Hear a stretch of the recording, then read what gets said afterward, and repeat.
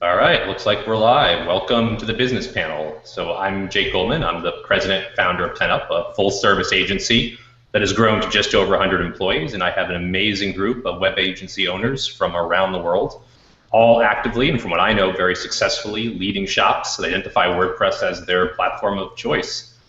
The thing that excites me about this panel that I'm about to introduce is just how diverse each of their businesses are in their size, their ambitions, where they are in their life cycle. We've got less than an hour, but in the hour we have, I'm hoping we can give you a peek into each of their stories, how they began, how they've thrived, where they've been burned, how they define their success. In some cases, you're probably going to hear a lot of vigorous agreement, a lot of nodding heads and hangouts, at which point I'll probably get us to stop talking and move on with the conversation. In other cases, I hope you'll hear some disagreement, some differences of opinion, and certainly walk away with the sense that there is not one path, there's not one consensus on how to run a business. So with that, let's introduce the team. I'm going to start from what appears to be my left with Miriam. Miriam, why don't you tell us who you are, what the company is that you own, and then tell us when you started the company, and if you can, in just a couple of sentences, give us a sense of where you are today in terms of size and the kind of customers you serve. Okay, so my name is Miriam Schwab. I'm the founder and CEO of Illumina. We're a full-service WordPress agency located in Jerusalem, Israel. I founded the company in 2006, made my first hire in 2006. It was a crazy thing to do. I really, to this day, I don't understand what I was thinking that, oh, sure, I can have a company and hire people, but I did. And we've grown to this day. We've had ups and downs. At our biggest, we had a team of 7. We've gone back down to a team of 4. And what else did you ask that I say? I think you got it all. Okay, great. So continuing on from my left, Remkus, tell us a little bit about yourself and your company.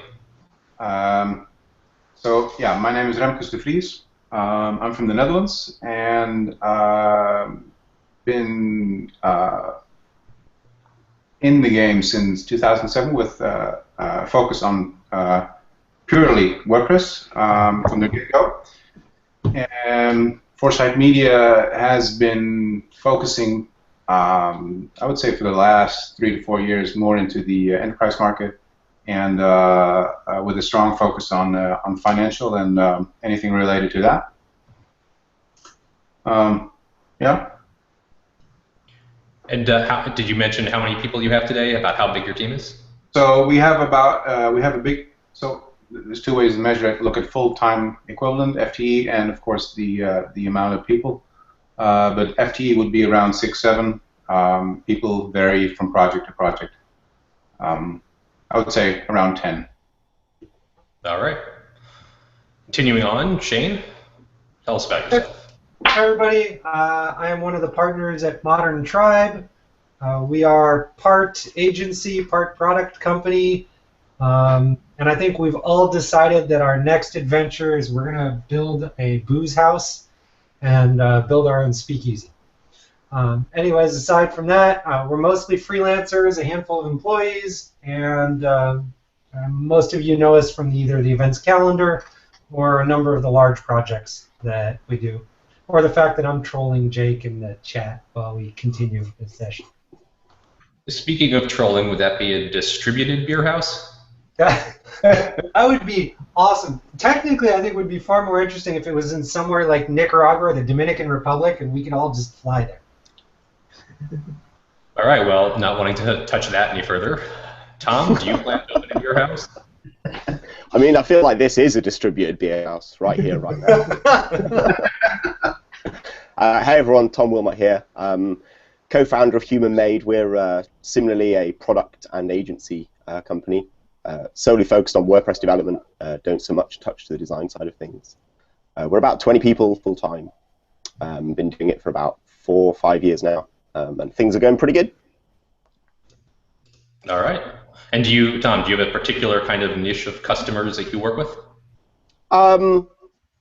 Like, I would say the majority of our customers end up being in big publishing, but I think that speaks more to the markets that are moving to WordPress rather than us particularly wanting to work with big publishing. Right, so while a couple of the people on the panel do have product experience, it's fair to say that the focus of this panel is going to be more on the agency side and running a business, although maybe we'll talk a little bit about the blended model. So let's start at the beginning of our panel. I think we spoke before the panel got started. I think everybody indicated to me that they started their company, as many do, as a solo, sort of a solo run show, or maybe a show with a partner. Remkus, I'd like to start with you. When we were preparing, you told me that it was actually about 3 years before you made your first hire, and that you actually made a leap from a completely different industry into the one that you're in now. You also seem like you're very hungry to grow. So I guess my question is, what were you thinking when you made this leap? Did you ever think that you would be hiring a team? So for a very, very long time, I didn't want to grow. I want to stay just, be me and hire whoever I needed. But that ended up me doing jobs that I didn't particularly like anymore. And like in the sense of it was a lot of repeat. It was a lot of stuff that I already done and having to do it again. That sort of got boring really quick. So I came to the conclusion that if I wanted to have fun, because that is one of my most important things I would like to see in my job, to have continuous fun. And fun for me is learning. Fun for me is, discovering new ways and keeping myself on my toes. Then I needed to hire somebody who could help me in that journey, to do the more complicated stuff, to have not just one learning experience, but a series of learning experiences in a row. And I found the perfect partner with that in Daan Kortenbach. Started hiring him at first for something that was way over my head, and he rocked it totally.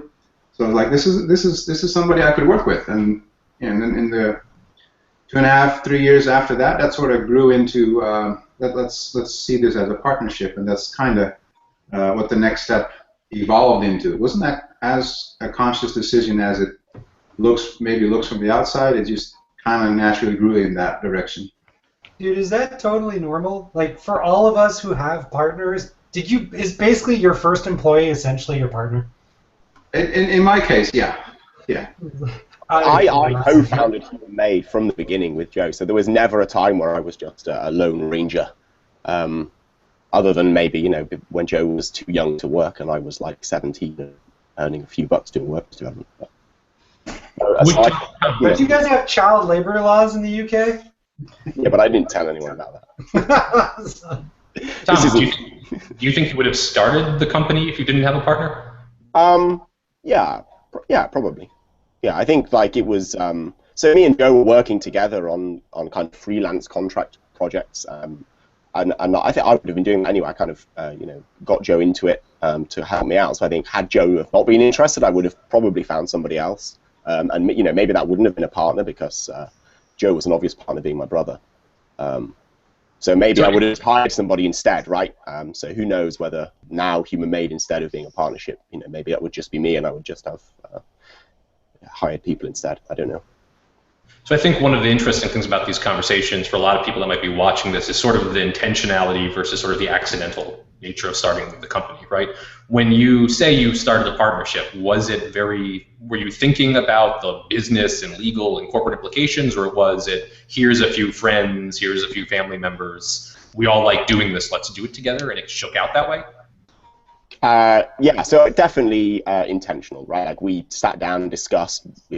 We both felt strongly that we wanted to be 50-50 partners. We didn't want it to be any unbalance. That was going to provide kind of the strongest foundation to build from.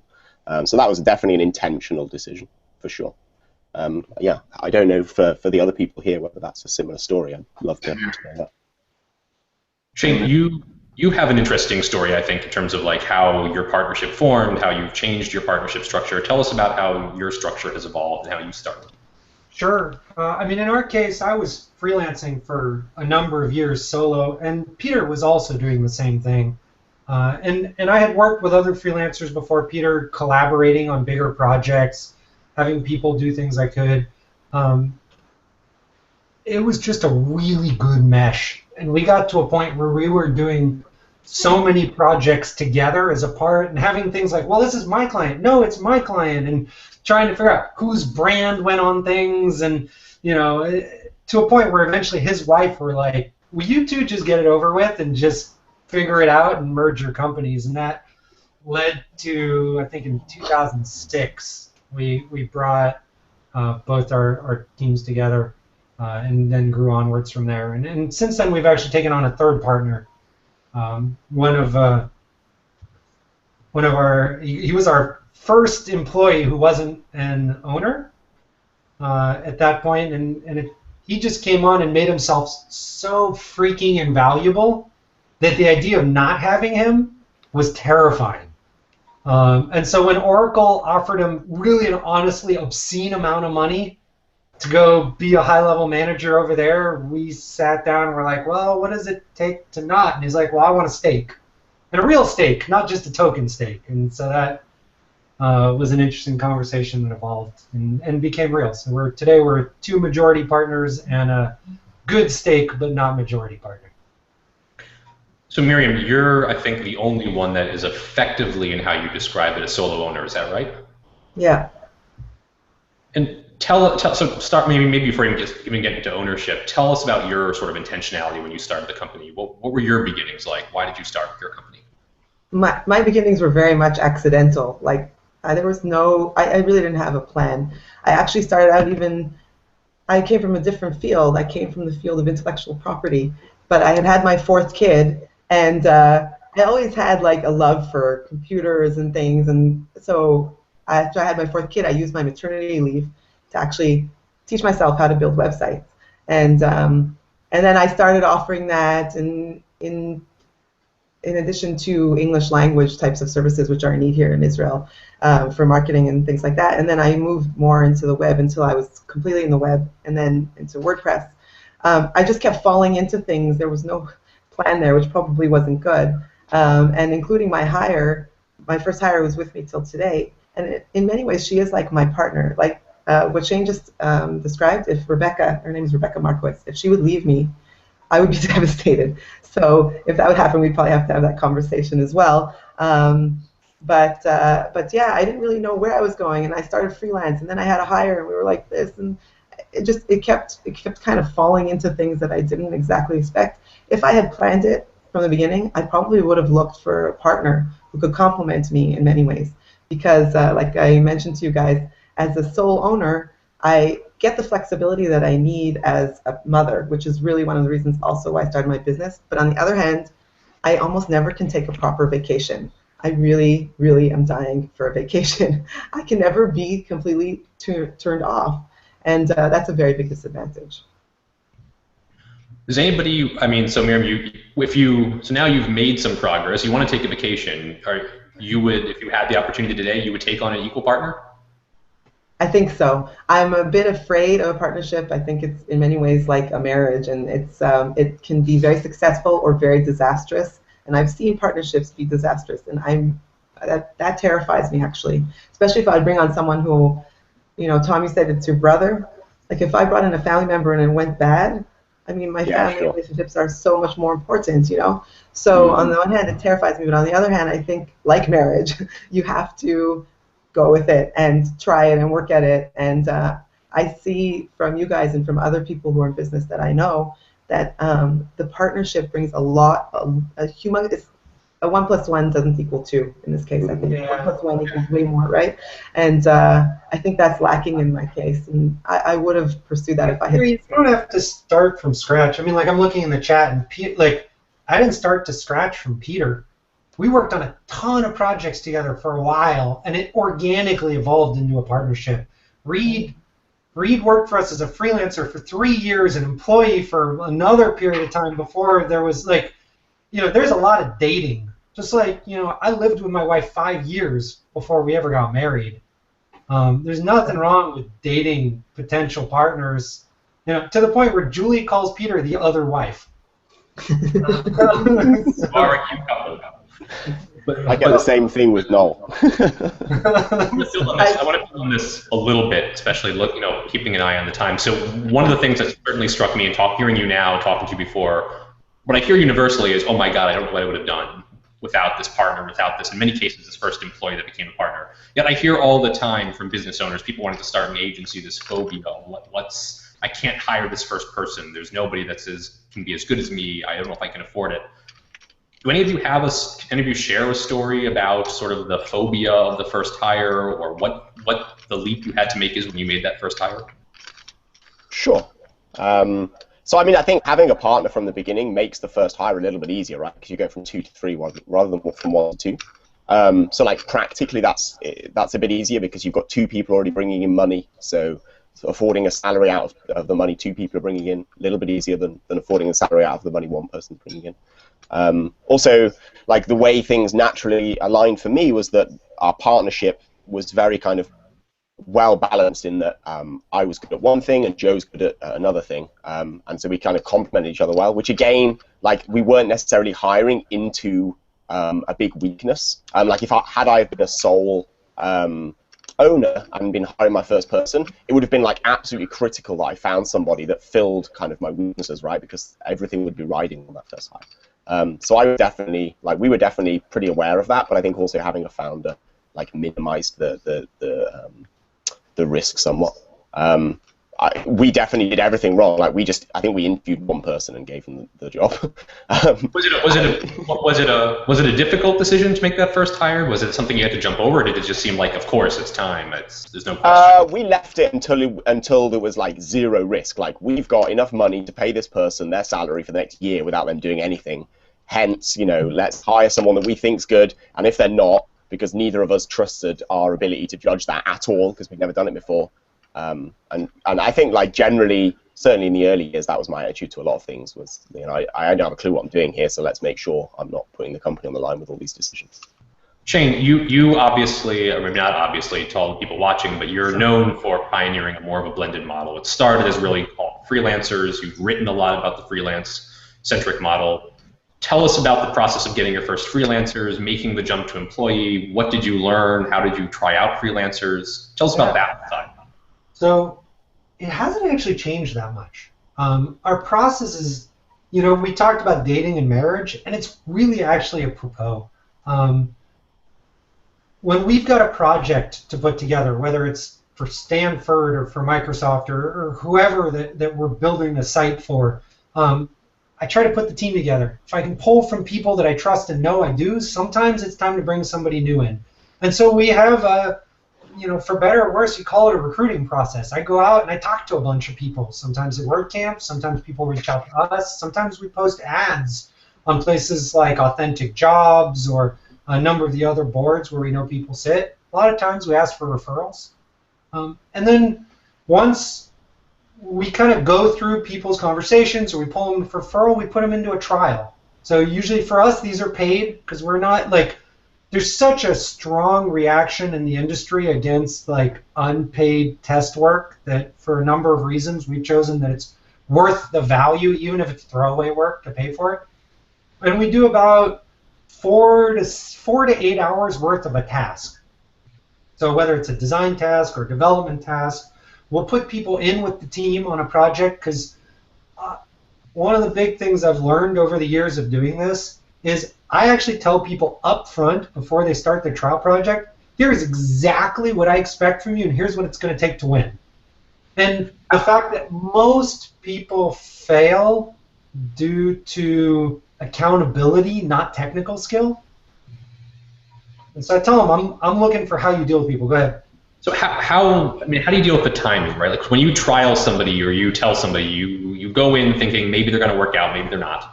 Yeah. Right, based on probably some interviewing or just vetting of their credentials. Yep. You have a project for them right away at the other end? Do you tell them, okay, you passed the test, at some point we can work together now?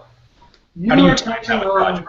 Literally the hardest problem I have on my plate, which is, do I recruit ahead of time and hope I have enough work to fill, or do I sell ahead of time and hope I'll find enough people to substantiate the growth? And it's really what you're looking at is this really horribly awkward seesaw, often going back and forth. And so we're always recruiting. We're always trying to find the next right, careful person.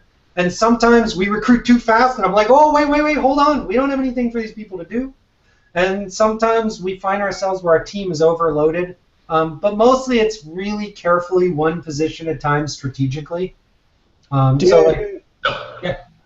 Do you find, I know you guys do products, and the great benefits that I see with us doing products is that we can kind of hire ahead of time and then use that time with products, right?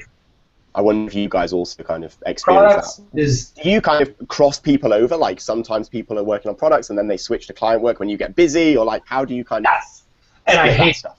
We totally mix and match, and it is the worst thing we deal with because products is, for us, our products business is so stable and dependable, and clients can be like emotional and deadline driven, and when it's not your deadline, it's way more real. And so if we allow it to, our service business would pillage our entire products team and there would be nobody at the helm. And so it's a constant struggle for us to keep a division there. Miriam, you have 5 people, I think you said, about at your company, and I don't think you do product, so maybe you can correct me. How do you find people? And are you purely recruiting in Israel, or do you do distributed? Tell us about your team, how you find help. So recruiting is probably one of the most painful things that we do, is aside from, well, dealing with clients, which of course we like and we do, but it can be very difficult and stressful as well. So in terms of recruiting, we mostly do in Israel. One of the reasons that's the case is because I probably need to get over it, but I really see a lot of value in actually like meeting and seeing a person. And not everyone's in Jerusalem, but if we have to meet a client, and a lot of our clients are local, we do have clients outside of Israel, but a lot are here, and they want to meet us, and they want to talk about their projects face to face. And with all this technology, really, still, there is something to be said about face to face when you're working on service-based work like we are. So we recruit in Israel for that reason, and the quality of the professionals here is quite high. So we're okay with that. But one of the reasons that I think I haven't been able to find a partner is because, like Shane said, he worked with someone for a while and it was a very good long-term relationship. And aside from Rebecca, who I hired, and probably has a lot to do with me as well, I haven't found that person who is reliable for the long term in that way. Developers often come and go, and in our team, for example, one of the most important positions is the project manager. Because people hire us, they think they want a website, and a website's just technical. It's like, oh, code and blah, and it's up in the air. But really, a huge percentage of our work is communicating with them and talking to them and strategizing with them and all that, and getting someone who has such a well-rounded knowledge of the web. We're talking about like user interface, user experience, SEO, right? In order to build a good website, all that has to come into play. And it's so hard to find someone who can communicate well, friendly, patient, tolerant. It's very, very difficult. So basically, no one can be a copy of you. Which I think is it's a problem with us business owners that we. Yeah. Tell us about your team and your hiring. Are you focused on Europe? Tell us about your team structure. Yeah, we're mostly focused on Europe, and even mostly focused on the Netherlands. We don't really care where somebody lives and therefore works, but we do have a couple of clients that kind of request to have people very nearby, have them on site. But ideally, I'd like to approach it as much as possible as, I don't care where you are. If the work is what we require, then you can be hired.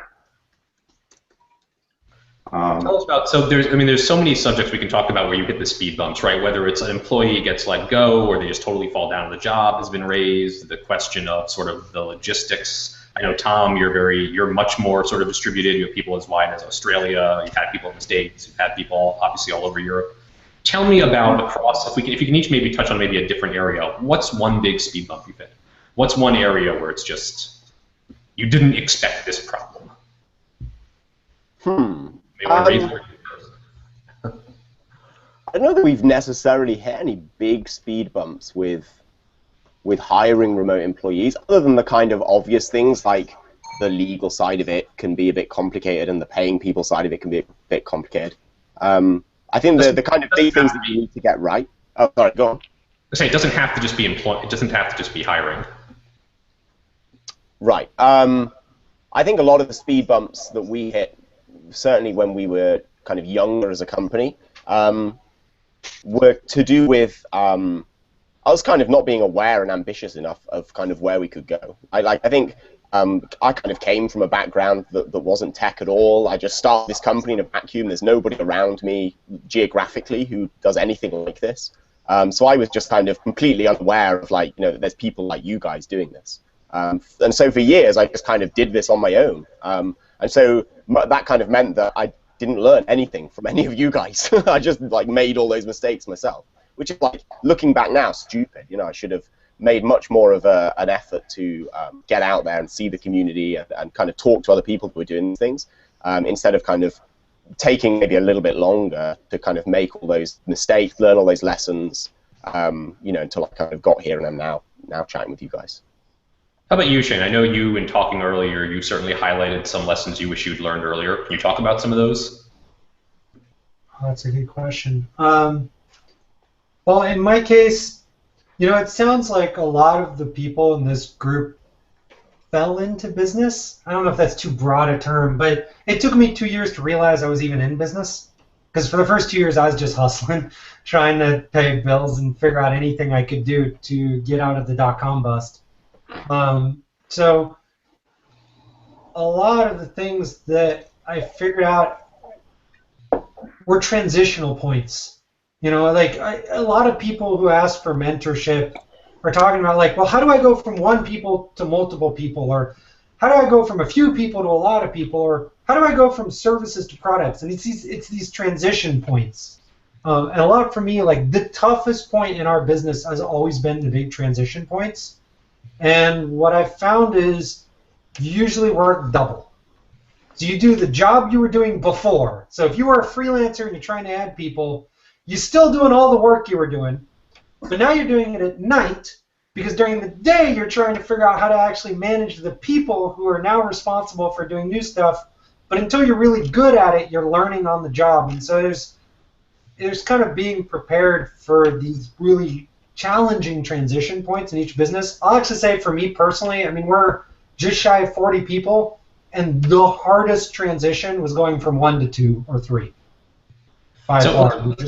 I think the transition point's a great one. So Remkus, you're at a size of around 7 to 10, right? Enough where I feel like you start to make some changes. How do you spend your time today? And is it the way you thought you'd be spending your time? Did you plan to spend your time on these items?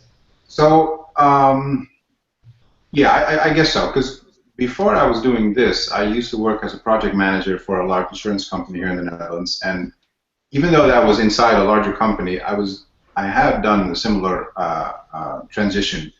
So I kind of knew what I was getting into. That, and having been raised in a family business, seeing what my mom and dad did, and learning from that, I kind of knew what it was about. And for about a good decade, I was trying to find something to do that would be my own business. I just never thought that something I was poking around with and having fun with ended up being what I did for a living. So let me press you more specifically, just again being a little mindful of time here. How do you break down what you do today? Where do you spend most of your time? So what happened is I went from a project management background into actual development, and that switch has been turned around back again. So right now I do project management. I do the whole managerial stuff, the hiring, but generally the overview is where I'm moving towards. So more of so let me rephrase, less of doing actual development and more setting up the projects, talking to the clients, from finance to whatever comes with it in the broadest sense of the words, from legal to making sure that everything keeps going and everybody has the information they need to keep going in a nice flow. Tom, at 20 people with having a decent number of partners, where do you spend most of your time now? So I'm kind of lucky in that both Noel and Joe focus pretty kind of strongly on the things that they're good at. So Noel focuses on kind of managing the product side of the company. Joe focuses on development across everything. So I kind of transitioned away from doing development a fair while ago. And I kind of I guess the way Remkus was describing things, which is like at the beginning you do everything, and then like my experience so far has been you do everything and then you drop development today because that's what your company's does for its work, and then you move on to project management, and then eventually you drop that because you hire some project managers. So kind of actually going back to the whole mistake thing, like I think one mistake Human made and that I made was underestimating the value of project managers. We wait a long time before we hire project managers. Definitely something I think we should have done earlier. Definitely something I regret. Today, where do I spend most of my time? I spend most of my time doing kind of people management, hiring, finances, and like dealing with clients. So whether that's becoming part of the sales process or dealing with existing clients who need need to speak to the CEO. Yeah. So between the sort of 5 to 40-ish person companies that all of you represent, one thing you all said when we spoke earlier that didn't surprise me is that a lot of you listed sales as number 1, probably recruiting as number 2, as the places you spend the most of your time. It doesn't surprise me. I look at a lot of things through an economic lens. I see this as supply and demand. It's what makes your company work is your ability to get in work and be able to actually execute on that work. Why is it, even whether it's 5, whether it's 40, have people here has anybody tried to bring in people just to focus on those parts of the business? Is there something about that that's hard to ever extract yourself from as the owner, that's very tied to the identity of your company? Miriam, let's go back to you. Let's go back to you for a second from that. Well, I think So, go ahead, Miriam. sorry. One thing that we did this year that was very difficult for the company is that we hired someone to be a second me. And that person costs a lot of money, and we're a small business, so we're not in a situation where we have like lots of reserves that we can pay someone like Tom described. We're not, and that person cost a lot of money, didn't bring a lot of value, and I was still doing like as much work, and in the end that had to end for various reasons, and I'm scarred a bit from that, and I don't think I would try it again. Also, I think that when you've developed when I went into this business, I had no connections, and so one of the ways that I built up the business was by creating connections. I speak at conferences, and I write blog posts, and I'm involved in like various online communities in Israel and around the world. And so a lot of people can associate my name with our company very much, and so in order to make the sales process more successful, it's actually become pretty important that I'm the one doing it, and also because I know how we work from start to finish. I'm not just a salesperson. I'm also involved in how our projects work, our checklists of QA and all this kind of stuff, that I can actually answer questions in an informative way. So I don't know. I don't know what the answer is. I wish that I could, extract myself from it in some way. One way I think I could is by bringing someone in to write proposals, handing over all the information to them and saying, look, here it is, just write that proposal, and then do the last bits of back and forth. Okay, down payment of X% instead of Y%. I find that the hardest. I find that the hardest to say to somebody else, here you go, know what I know and do what I do. So there's that balance between, are you doing what you're best at, or are you doing what the company needs most? And they're not always the same thing. Like for us, organizationally, I mean, we're 14 years in now, and I feel like consistently what I'm doing is slowly replacing little pieces of me, one at a time.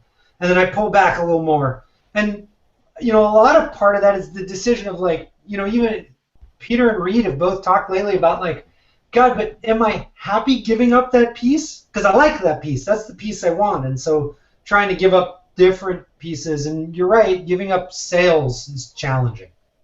It's one of those that's a little scarier because the fact is the success of almost the entire process comes down to a good sales flow.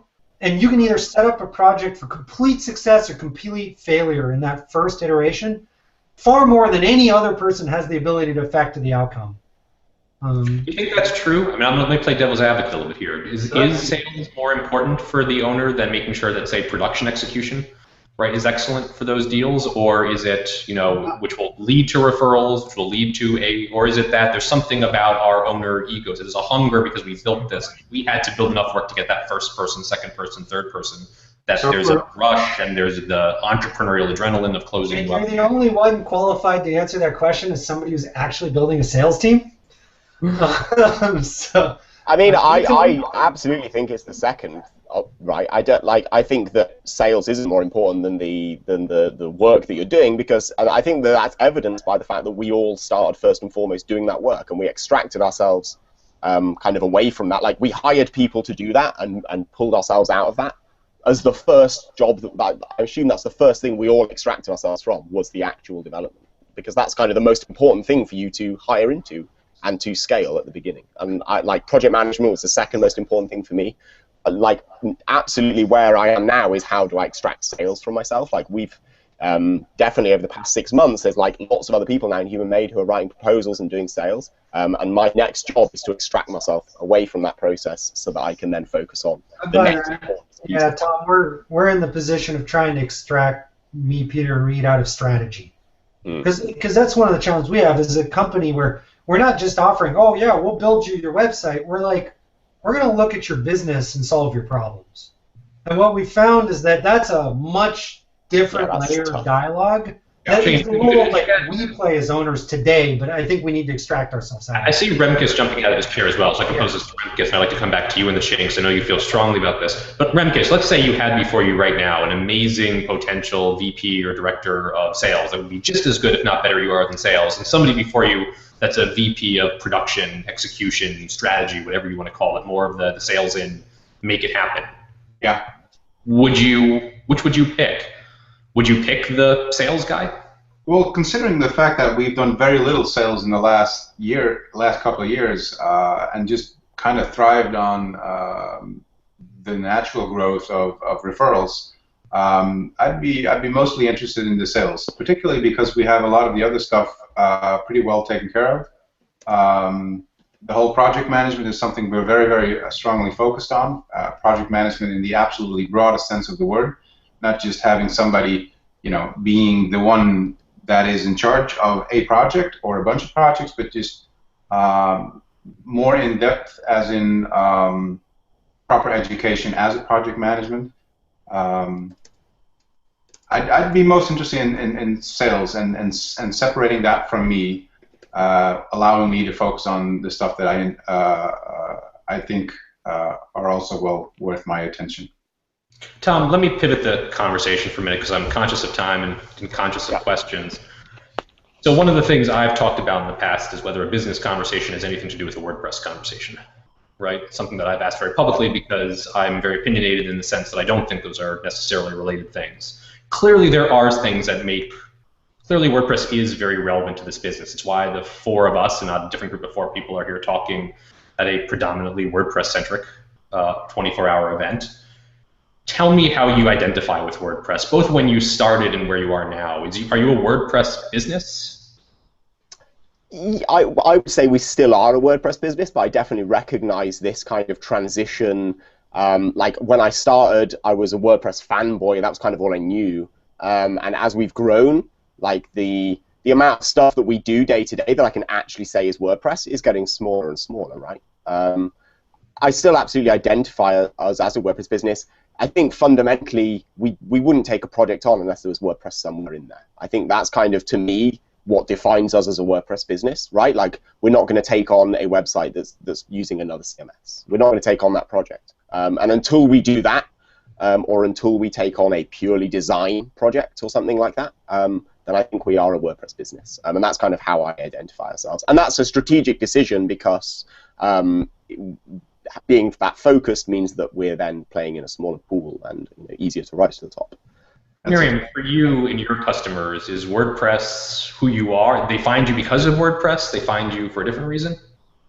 That's exactly how they find us. And they're specifically looking for WordPress referrals. Sounds like it's not like that outside, like in other countries or other areas of the world, but in Israel, even the bigger companies now are specifically looking to either upgrade their WordPress sites, or many are transitioning from the other CMSs or proprietary systems that they are using. And they're specifically looking for WordPress. It's the word that's going around that that's the route that they have to take. They need to be open source, and they need to be WordPress. One of the reasons is because of the ease of use and all the things that we know, but also because, for example, we've one client who said, can you just help us fix our Joomla site? And I said, no. And they said, do you know anyone who can, who's reliable? And I said, no, sorry. There are less and less providers, at least in Israel, who are working with the other CMSs. And so if you have one of those, even though it's open source and theoretically got those advantages, it's very difficult to find someone to help you with your site on those systems. Yeah, that's what's going on. Remkus, in our earlier conversation, you brought up that you feel like growing outside of that lens of WordPress was something that you were struggling with, that you're now realizing that you have different kinds of competitors and that the lens of thinking about how I compete on WordPress shifted. Yeah, a lot. I think in the US that shift has started. I think probably 2 or 3 years ago, and I can see that in the Netherlands, and I'm counting the rest of Europe in that equation, but correct me if I'm wrong. I see a shift of the type of projects and therefore the type of competitors that you have. There's a lot of very highly customized proprietary systems out there that are proving, if you have to pay $1 million just to get a license and then you have to add the work to it, then there's reason for a company to start thinking about, wait, are there better solutions now? And WordPress is a good one. But that, if you're working inside a WordPress bubble, then that also forces you to look outside of that bubble, because all of a sudden you have different type of competitors. Because traditionally you'd be working against, I don't know, Drupal, Joomla, whatever. Now there's these exotic names you've never heard of, and you go like, I didn't know that was a competitor of us. That forces me to look at what I am offering in a different way. And that happens more and more now. Shane, you've been obviously in this industry since probably long before WordPress became the hot new thing, right, for however long that lasts. You look at things often through the lens of UX, and my understanding with you. Is the WordPress community, or shops that look at them through the lens of WordPress and the community, equipped to compete with those at that scale, at that next level today? Seem to be. And I say because there is no question a certain amount of work that comes to us because somebody's trying to scale WordPress to do something. And we take those and we do them well. But there's also a lot of people who come to us with unique problems. And a lot of times it's starting to be not, somebody asked a really great question, which is, hey, we know media sites are a really easy target for WordPress. But what about all the other stuff out there? And the fact is, very little of what we do these days are media sites. We just spent quite a while working with Macmillan, the big publisher in Australia, trying to figure out how do you distribute applications into classrooms. And the fact that WordPress was the underpinning, literally as an app platform in this case, ironically, was because it was a tool with a good API and a framework that we used well, but it could have been anything. And WordPress just happened to be a good framework we were comfortable with. So I think as it's continued to evolve, the types of industries that we can tackle and the types of problems that people can solve are really, really varied. So we've talked for the last couple of minutes about sort of how we start to look outside the bubble. What about inside the bubble? There's obviously a lot of talk about differing expectations about things like Five for the Future, what our expectation is as growing companies contributing back. Remkus, let's go back to you, I think, at that sort of popular size of that 10. How do you think of the challenge to contribute back?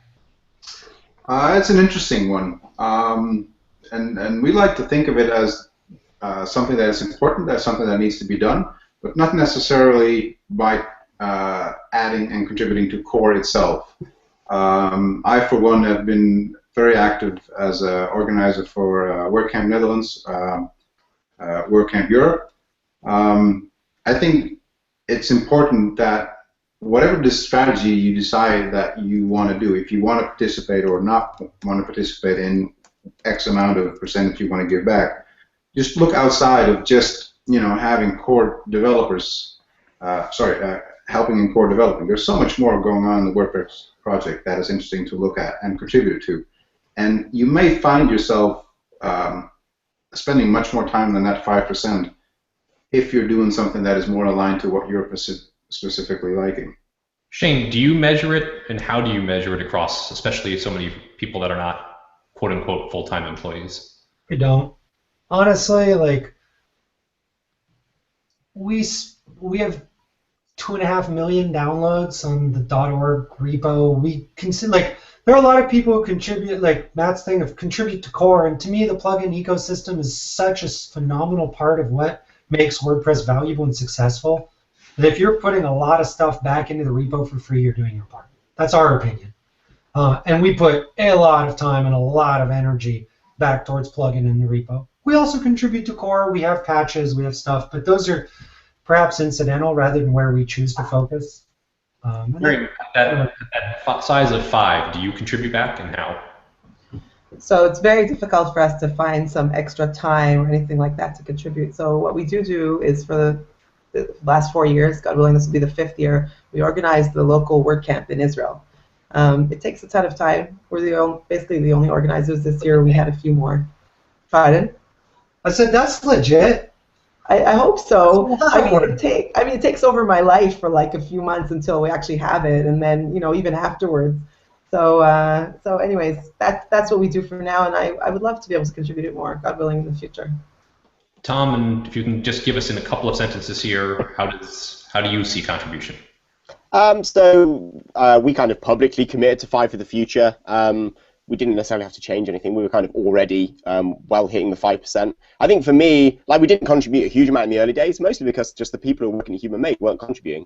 So mostly, like, as we've continued to hire people, the people we've been hiring have wanted to contribute, and I've never stood in the way of that, right? So when Ryan wanted to commit to WP API being in core, Human Made would love WP API to be in core. That's going to be really awesome for us. So it's a no-brainer for him to do that. When Jenny wanted to contribute to community, 50% of the time, like, that is a huge bonus to Human Made. People see Jenny on stage all the time at loads of conferences talking about Human Made, donating her time back to the community. Lo and behold, people want to work for us. So there's like huge benefits from us for all of those contributions. And also, I definitely believe that we should be contributing back. Like, we've all kind of built our businesses on something that's free and on other people's contributions. So being a part of that is kind of something I believe in, for sure. All right, well, I feel like we're just warming up. There's so much we could talk about here. All of them, I'm sure they'll be posting it with the video afterwards and in the chat room. You can find both. You can find Tom, Shane, Remkus, Miriam are all on Twitter. They're all active in this conversation. I hope, as you have challenges in your companies, you're looking for mentorship, you're looking for feedback, whether it's more tactical questions like tools, whether you have those big picture questions about whether you should hire, whether you should have a partner. I found that all of them, even when I was a little one solo show, were all very welcoming and warm in that conversation. I want to thank everyone for taking some time, in many cases here past midnight on a Saturday, for joining the panel, and hope everyone has a great holiday. Cool. Some of us, I'm going to stay in the chat and try to answer questions. At least yeah, me too, definitely. I'm out of here. I'm calling it a night as well. It's been great chatting with you all. Yeah. Thanks, guys.